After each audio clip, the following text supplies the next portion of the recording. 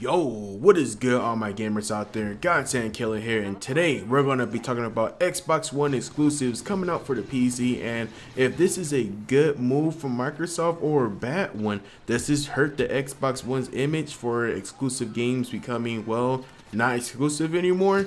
That's what we're going to be talking about in today's video, guys. But before we get into that, you guys are watching some Star Wars Battlefront beta gameplay, of course, and this is some Drop Zone, and we're using a DLT-19, and other than the name sounding like it belongs to a sandwich or something, this gun was pretty beastly, and I'm pretty sure, unless they change it from the beta feedback, that this gun is probably going to end up being one of the better guns in the game. And I think, in my opinion, it was like the best gun in the beta, just because you had good accuracy. Probably not the best, but you had pretty good accuracy for a light machine gun. You had all the extra bullets because it's a light machine gun, and you had the fire rate. So it was just a pretty beastly gun, and I'm sure it will be in the actual game. So if you're going to get the game, definitely give this gun a try. But anyways, let's get back to the actual topic at hand. The reason why this topic even came up in the first place is because the 343 Industries financial director by the name of Frank O'Connor actually said that there's plenty of chance for Halo 5 to come out on PC.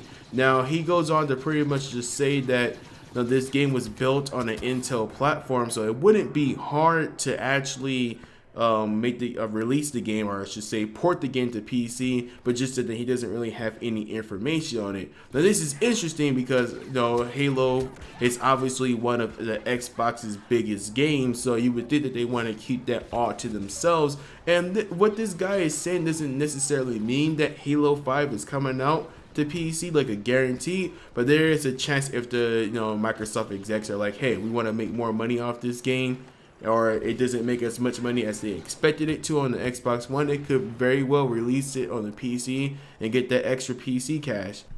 Which is kind of why I believe Microsoft has been releasing Xbox One exclusives, because if you think about it, guys, there's been a lot of Xbox One exclusives either coming out to the PC sometime soon or already out. You have games like Dead Rising 3, Rise Son of Rome. You have games that are coming out like Killer Instinct, Gears of War Ultimate Edition. I'm not sure if Gears of War 4 is coming out for the PC, but there's also been talks of maybe Sunset Overdrive coming to the PC.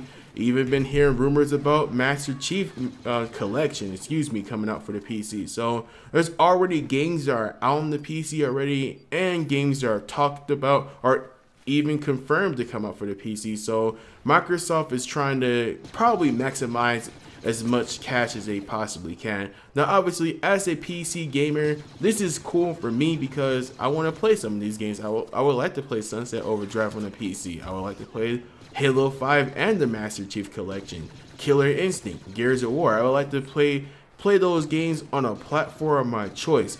But as a gamer overall, I can understand why some people would be kind of upset with this, just because it's like, alright, you're an Xbox One guy, you bought Xbox One thinking that, hey, these games are only going to be available on the Xbox One, but then you find out like months later that you could have bought it on a PC. I can see why that would kind of piss somebody off, is because you expected these games to stay on one platform, when in actuality you did have a choice, you just didn't realize it yet. Now, I'm not trying to say that Microsoft was intentionally trying to lie to customers, because honestly, they probably thought that these games were only going to be Xbox One exclusive, but then something happened with the higher ups where they just want to maximize profits because the Xbox One launch didn't go so well, and compared to the PlayStation 4, it's not doing as hot, as far as like actual consoles sold. So who really knows? Like, who knows at this point? Like, why they decided to do this, but we know that it's happening.